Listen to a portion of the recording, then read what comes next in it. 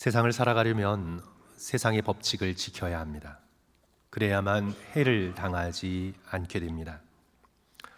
며칠 전 뉴스에서 보았는데 4살짜리 남자아이가 텔레비전에서 톰과 제리라는 만화를 보다가 이제 생쥐인 제리가 높은 건물에서 마치 낙하산 타듯 우산 하나만을 들고 내려오는 장면을 보았나 봐요.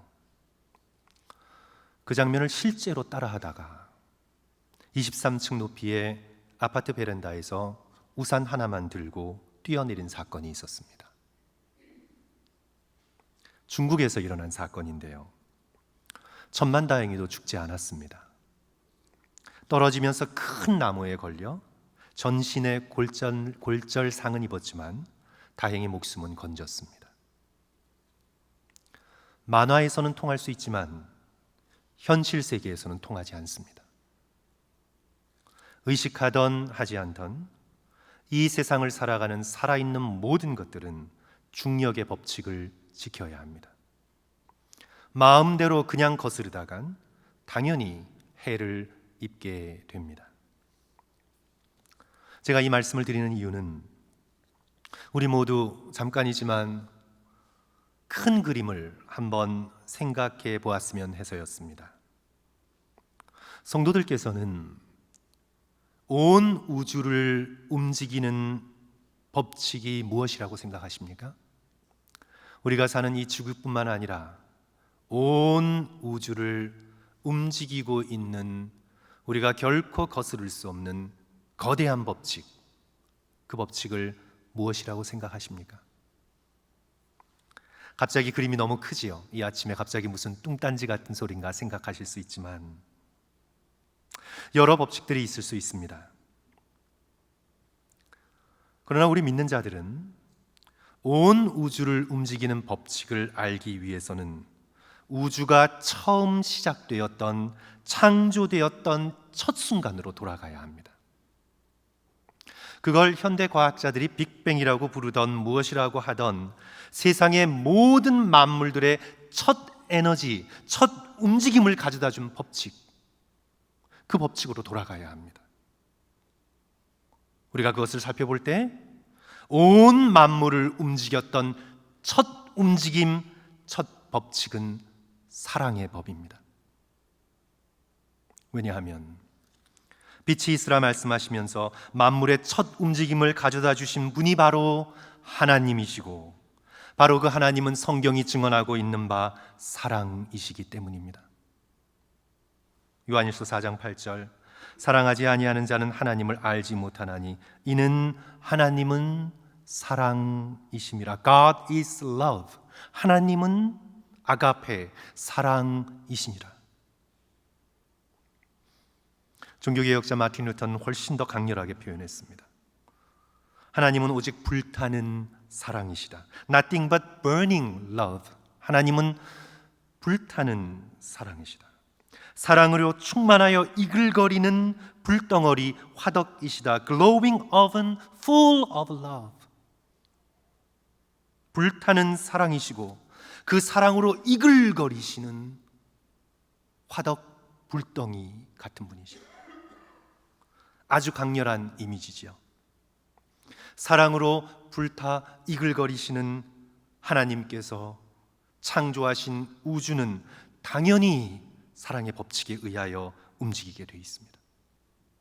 빛이 있으라 말씀하시며 온 세상 만물을 창조하신 첫 움직임은 다른 어떤 물리적 법칙이 아니라 하나님의 사랑의 법칙입니다. 하나님의 사랑의 법 때문에 오늘도 태양은 움직이고 있고 달이 움직이고 있고 우주가 이렇게 굳건히 서 있는 것입니다. 그리고 이 사랑의 법칙은 받는 것이 아니라 당연히 주는 것으로 드러납니다. 요한복음 3장 16절 하나님이 세상을 이처럼 사랑하사 독생자를 주셨으니 사랑은 주는 것으로 드러납니다. 결론적으로 온 우주를 움직이는 법칙은 바로 나눔과 헌신의 사랑의 법칙입니다. 이 법칙을 거스르는 건 자기 영혼을 해하는 것입니다. 우산을 들고 23층 아파트에서 뛰어내리는 것 이상의 무모한 짓입니다. 누가복음 12장에 나오는 어리석은 부자는 나눔과 헌신 없이 자기 자신만을 위해 쌓아놓고 넓히고 먹고 마시고 즐기는 것이 자신을 위하는 것이라고 생각했습니다. 그러나 예수 그리스도께서 뭐라고 말씀하십니까? 어리석은 자여, 오늘 밤에 내가 내 영혼을 도로 찾으리니 그러면 내 준비한 것이 누구의 것이 되겠느냐? 나눔과 헌신의 사랑의 법칙을 거스르는 건 어리석은 것입니다. 중력을 거스르는 것 이상으로 바보스러운 짓입니다.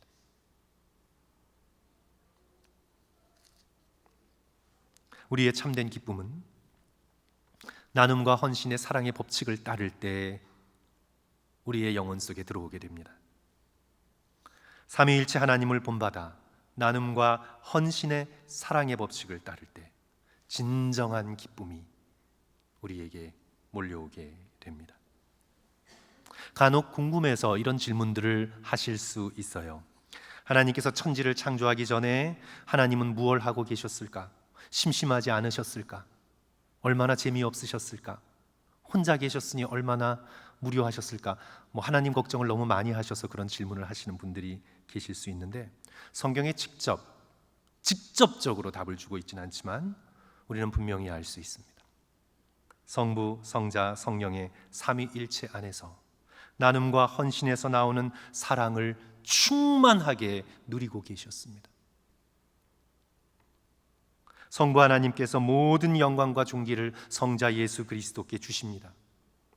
성자 예수 그리스도께서는 그 모든 영광과 존귀를 받지만 하지 아니하시고 성령을 통해 다시 성부께 돌려드리십니다. 다시 성부 하나님께서는 더욱 풍성한 나눔과 헌신의 사랑을 성자께 다시 주십니다. 성자께서는 그것을 받지만 않으시고 다시 성령을 통해 성부 하나님께 더함이 없는 사랑과 헌신을 올려드리십니다. 삼위 하나님 안에는 이 나눔과 헌신의 사랑이 넘치고 넘쳐 흘렀습니다. 이제 때가 되어 서로를 향해 말씀하십니다. 우리의 형상을 따라 우리의 모양대로 우리가 사람을 만들자. 그리하여 이 사랑이 사람들에게도 흘러넘치게 하고 또한 사람들을 통해 만물에게도 흘러넘치게 하자. 창세기 1장 26절 27절 하나님이 이르시되 우리의 형상을 따라 우리의 모양대로 우리가 사람을 만들고 그들로 바다의 물고기와 하늘의 새와 가축과 온 땅과 땅에 기는 모든 것을 다스리게 하자. 하나님이 자기 형상 곧 하나님의 형상대로 사람을 창조하시되 남자와 여자를 창조하시고, 삼위일체 하나님의 이 크고도 높으신 뜻에 순종하여 나눔과 헌신의 사랑을 배워갈 때 진정한 기쁨을 누리게 됩니다. 오늘 본문을 보시면 사도 바울과 빌립보 교인들 사이에 이 나눔과 헌신에서 오는 참된 기쁨이 충만했습니다.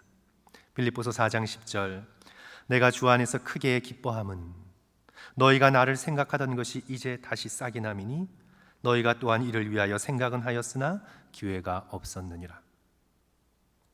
빌립보 교인들이 사도 바울의 복음 전파 사역에 물질로 동참했습니다. 자신들의 것을 떼어서 나누어 주었습니다. 마음은 가지고 있었는데 기회가 없었습니다. 이제 기회를 찾았습니다. 그리하여 사도 바울에게 자신들의 것을 떼어 보냅니다. 물질만 보낸 것이 아니라 위로도 함께 보냈습니다. 로마 감옥에 있으려면 지금도 마찬가지지만 당연히 돈이 필요했습니다. 특별히 로마 황자에게 재판을 받으려면 어마어마한 돈이 필요했습니다. 빌립보 교인들이 동참하여 사도 바울을 위로해 주었습니다. 그리고 14절 보십시오. 그러나 내 괴로움에 함께 참여하였으니 잘하였도다. 이번뿐만 아니라 뒷절도 계속해서 보시면 사도 바울이 마게도니아를 떠날 때에도 데살로니가에 있을 때에도 빌립보 교인들이 쓸 것을 2번이나 보내주었습니다. 사도 바울이 받기만 한 것은 아닙니다. 물질로 되갚아주지는 못했어도 자신의 생명을 빌립보 교인들을 위하여 기꺼이 내어 주었습니다. 빌립보서 2장 17절 18절 만일 너희 믿음의 제물과 섬김 위에 내가 나를 전제로 드릴지라도 나는 기뻐하고 너희 무리와 함께 기뻐하리니 이와 같이 너희도 기뻐하고 나와 함께 기뻐하라. 전제, 그것은 제물 위에 쏟아붓는 포도주나 올리브 기름으로 올려드리는 제사였습니다. 사도 바울은 자신의 생명을 병에다 담아 빌립보 교인들의 믿음을 위하여, 그들의 헌신을 위하여 자기의 생명을 다 쏟아부어도 기뻐하고 기뻐하겠다고 고백하고 있는 것입니다. 바로 이런 나눔과 헌신이 하나님께도 커다란 기쁨이 됩니다. 왜냐하면 삼위일체 하나님 안에 있는 나눔과 헌신의 사랑을 바로 빌립보 교인들과 사도 바울이 본받아 누리고 있기 때문입니다. 4장 18절 성도 여러분 다 같이 한 목소리로 읽었으면 좋겠습니다. 내게는 시작. 내게는 모든 것이 있고 또 풍부한지라 에바브로디도 편에 너희가 준 것을 받음으로 내가 풍족하니 이는 받으실 만한 향기로운 제물이요 어떻게요? 하나님을 기쁘시게 한 것이라. 하나님을 기쁘시게 한 것이라. 성도들이 서로를 사랑하여 나누고 헌신할 때 하나님께 커다란 기쁨이 됩니다. 저는 우리 교인들을 바라볼 때마다 감격스럽고 참 감사한 마음을 가지게 됩니다. 제가 오늘 아침부터 성도들에게 아첨하려고 말씀드리는 건 아니고요. 우리 성도들께서 제가 이렇게 자세히 들여다볼 때 참 잘 나누시고 곤란한 가운데 있는 분들을 정성껏 찾아가서 돌보시고 환우들을 찾아가 문안하시고 작은 필요에서부터 큰 필요까지 먹을 것과 필요한 것들을 공급하시고 드러내지 않고 나누시는 친절, 그 베품에 그 참 작은 크고 작은 헌신들이 얼마나 많은지 모르겠습니다. 젊은 세대들을 위해서도 넉넉히 베풀어 주시고 꼭 물질만이 아니라 마음으로 기도로 함께 하시고 우리 성도들 교회에 일이 있을 때마다 팔 걷어붙이고 나오셔서 저분 허리 아픈데 제가 걱정될 정도로 몸을 아끼지 않으시고 헌신하시고 그래서 저는 목회자로서 우리 성도들 한 분 한 분을 바라볼 때마다 제가 괜히 드리는 말씀이 아니라 정말 존경스럽습니다. 그래서 저는 이런 생각을 좀 해봅니다. 내가 만약 목회자가 아니고 저 자리에 저 교우였다면 나는 이렇게 섬기고 봉사할 수 있을까? 제 아내에게 물어요. 내가 그럴 수 있을까? 아내의 확실한 대답, 아니. 우리가 늘 내리는 결론은 우리는 못했을 것이다. 그래서 제가 목사가 된 것 같아요, 성도 여러분. 섬김과 헌신에 있어서 저는 우리 교회가 참 자랑스럽고 또 이런 교우들과 함께 할 수 있다는 것이 영광스럽게 느껴집니다. 사랑하는 성도 여러분, 이 선하고 아름다운 일을 예수 그리스도를 바라보시고 계속해서 해나가십시오. 우리들의 모든 선행과 모든 친절은 궁극적으로 그리스도를 향한 것입니다. 내가 어떤 사람을 위해 봉사한다고 해서 그 사람이 때로 내 봉사를 값어치 있게 여겨주지 못하고 때로는 잊어버리고 때로는 오해한다고 해서 나의 봉사와 섬김이 하나님 앞에 사라지는 것이 아닙니다. 내가 어떤 상황 가운데 있던 어떤 사람을 바라봤던 반응이 어떻게 오던 상관없이 우리들의 모든 섬김과 나눔의 헌신은 삼위일체 하나님 앞에서 드리는 것입니다. 결코 헛되지 않습니다. 하나님께서 힘 주실 때까지 하나님 한 분을 의지하고 계속해서 헌신과 나눔의 사랑과 섬김을 계속해서 해나가시는 저와 여러분 되시기를 주님의 이름으로 간절히 축원합니다. 제가 몇 차례 말씀드린 적이 있지만 그 나탈리 데이비스라는 역사학자가 프랑스를 중심으로 16세기 유럽의 삶을 쭉 연구하면서 사람들의 삶의 방식을 세 가지로 분류했습니다. 움켜쥐는 자, 영어 표현이 taker, 거래하는 자, trader, 그 다음에 마지막 베푸는 자, giver. 사람들의 주된 삶의 양식, 그리고 마음가짐, 기본적인 마음가짐, 그 마음가짐을 살펴보면서 이제 여러 가지 일기들과 기록들이 있을 거 아니에요? 세 가지로 구분했습니다. 성도 여러분, 여러분 어떤 방식이 여러분의 삶 속에서 주된 역할을 하고 있습니까? 나는 움켜쥐는 자인가? 계산하며 거래하는 자인가? 아니면 손을 펴 나누는 주는 자인가? 우리 안에 세 가지 방식이 다 혼재하지만 어떤 것이 우리의 삶에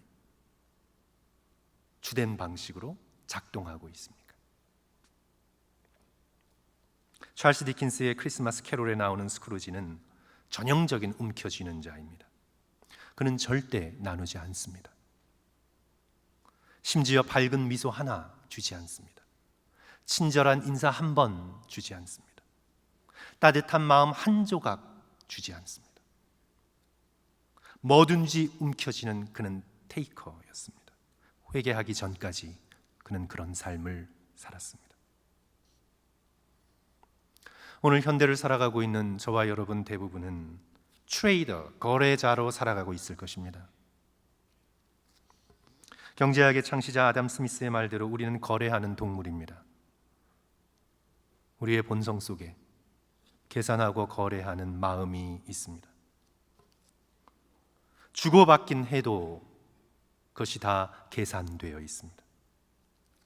그래서 손해보며 주기도 싫고 지나치게 받는 것도 싫어요. 주더라도 받을 것을 기대하고 받더라도 언젠가 이 빚을 되갚아야지 생각합니다. 우리들의 최선의 주고받는 마음 속에서도 우리의 마음 속에 계산하는 마음, 트레이더의 마음이 저와 여러분의 마음 속에 언제나 깔려 있습니다. 베푸는 자는 자신의 삶을 열어서 나눕니다. 작은 것이라도 되받을 것을 기대하지 않고 그냥 주는 기쁨 속에 그 사람이 소중하여 나눕니다. 주는 것에서 기쁨을 느낍니다. 우리 성도들께서도 읽으신 분들이 계실 텐데 이민진 작가의 소설 빠칭코에 나오는 백이삭 목사 같습니다. 언제나 상대의 입장을 살피고 배려합니다. 남의 아이를 가진 순자와 결혼합니다. 결혼하면서도 어떤 위세도 부리지 않아요. 친자도 아닌 노아를 진심으로 사랑합니다. 자기 생명을 일제에 빼앗긴 조국에 바칩니다. 그는 진정한 기버로서의 삶을 삽니다.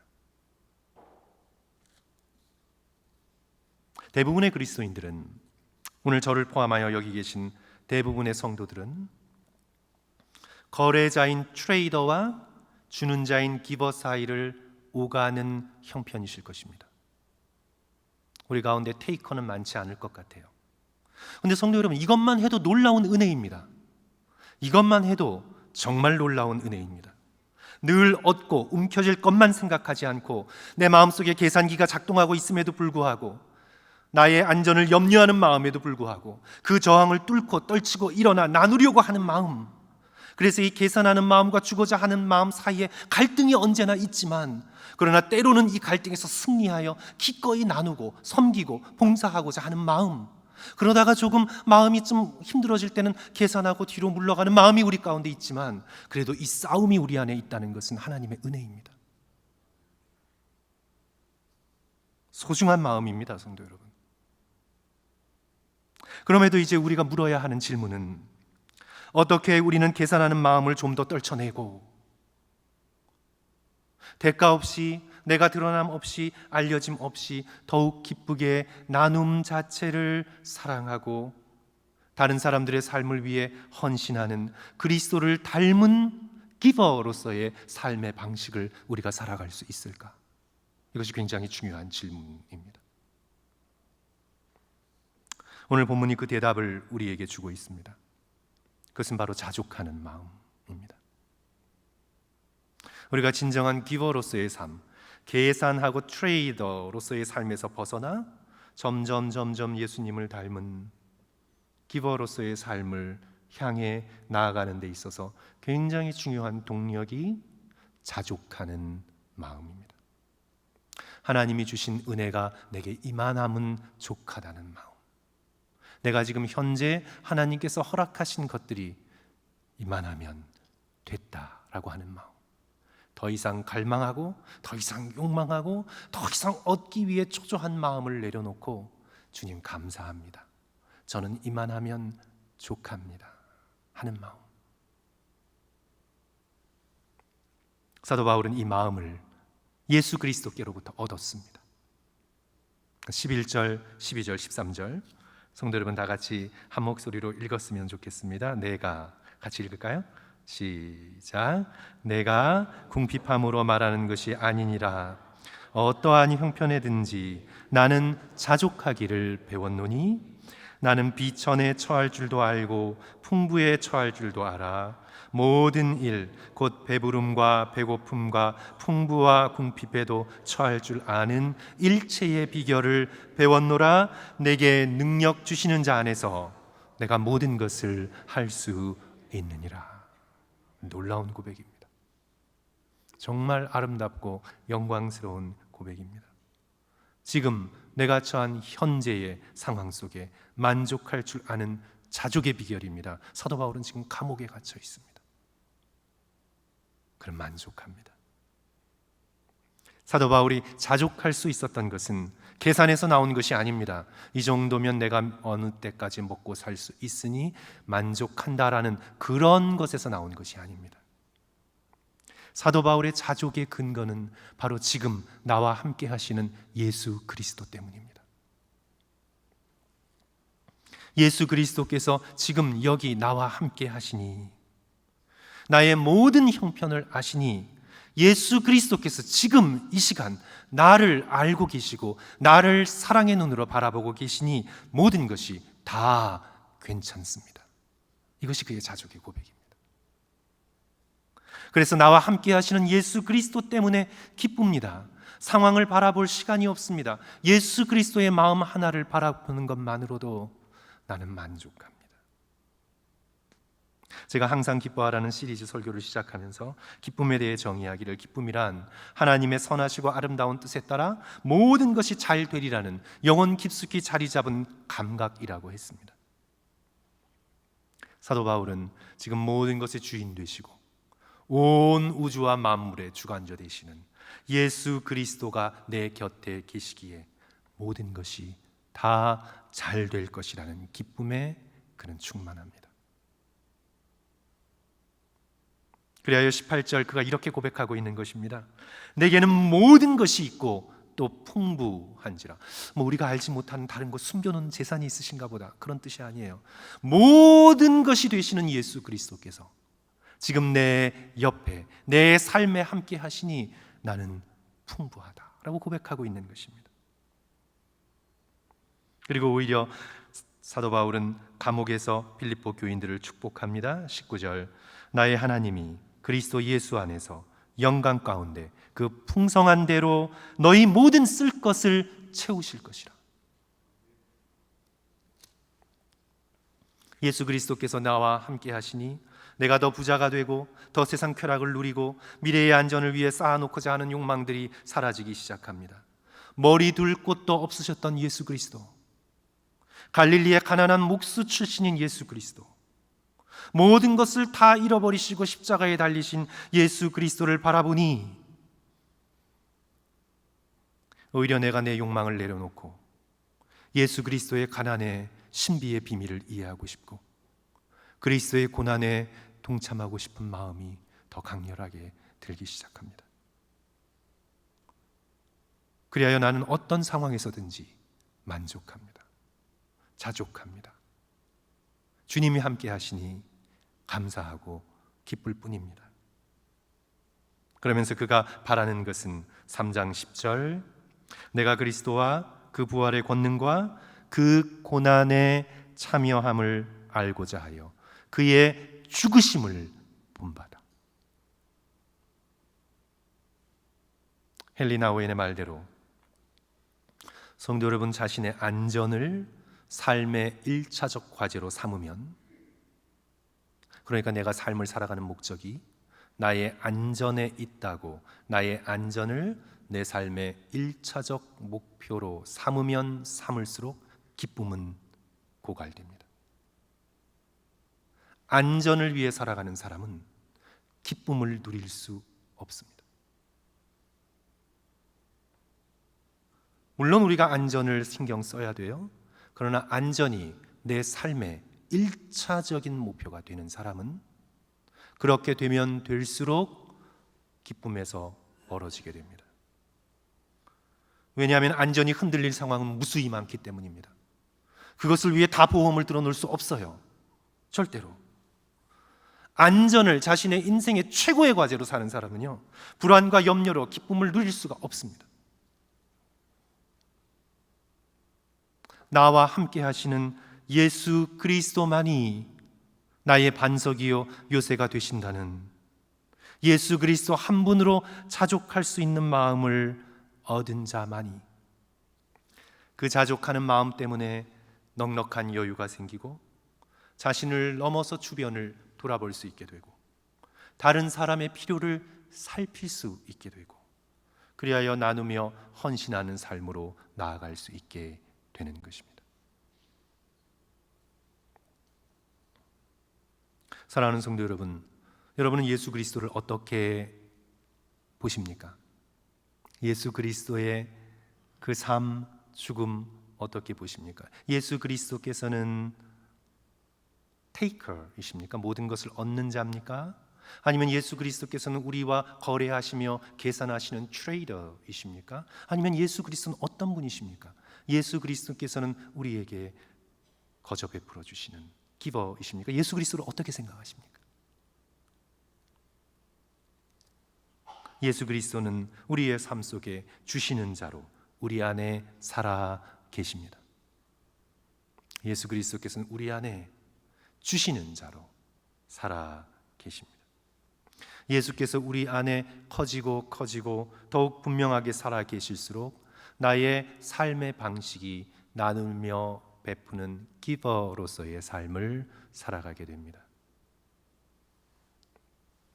결국 나누며 헌신하는 자만이, 삼위일체 하나님을 닮아가는 자만이 참된 기쁨을 영원토록 누리게 됩니다. 독일의 귀족인 니콜라스 폰 진젠돌프 백작은 태어나면서부터 대단한 권력가의 집안에서 태어나서 당시 대부분의 사람이 누릴 수 없는 온갖 특권을 누리면서 삶을 살게 되었습니다.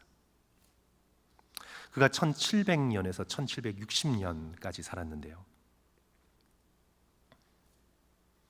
그런데 그가 수년에 걸쳐서 자신이 물려받은 어마어마한 재산을 거의 제로로 만들었습니다.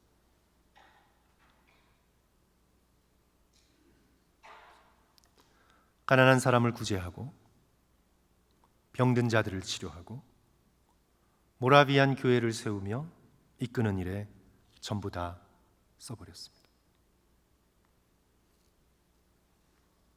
왜 그랬을까요?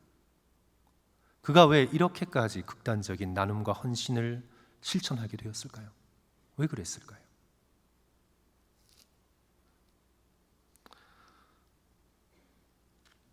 니콜라스 진젠돌프가 19살 때 견문을 넓히기 위해 부모님이 보내주었어요. 유럽 전역을 돌며 여행하고 있었을 때 어느 날 뒤셀돌프의 미술관에 우연히 들어가게 됩니다.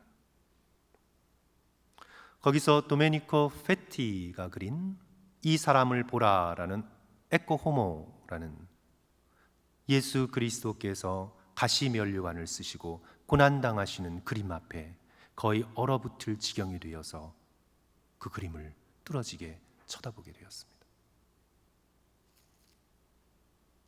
가시관을 쓰시고 고난당하시는 예수 그리스도의 그 눈길이 자신의 마음에 와닿아 얼어붙은 사람처럼 그 앞을 떠나지 못하고 있었습니다.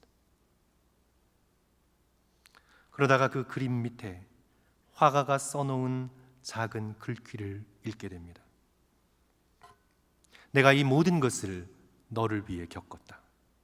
너는 내게 무엇을 주느냐?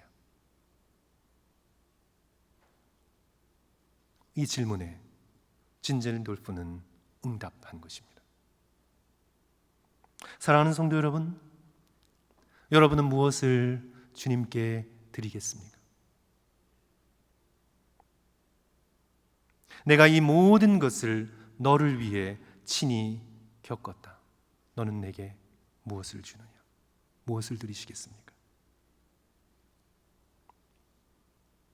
주의 몸된 공동체 교회에 와서 우리가 얻을 것이 아니라 성도 여러분, 주의 몸된 교회에 여러분은 무엇을 주시겠습니까? 어떤 나눔과 어떤 헌신과 어떤 사랑을 여러분은 드리려 하십니까? 교회 와서 조금만 상처를 얻어도 발걸음을 뒤로 하는 그런 소비자 크리스찬이 아니라 오히려 내가 아프고 상처받고 괴로움에도 불구하고 예수 그리스도의 십자가의 고난을 닮아 한 걸음 더 가까이 나아가 더욱 드리고 나누고자 하는 예수 그리스도를 닮은 기버로서의 삶을 오늘 우리가 살아갈 수 있었으면 좋겠습니다. 주여, 나를 위해 이 고통을 당하신 그리스도 예수께 내가 온전한 헌신을 드리며 주께서 사랑하시는 사람들에게 나누며 베푸는 삶을 살다가 주님 만날 수 있도록 주여 도와주소서. 이것이 오늘 저와 여러분의 참된 기도의 제목이 되시기를 주님의 이름으로 간절히 축원합니다. 함께 기도하겠습니다.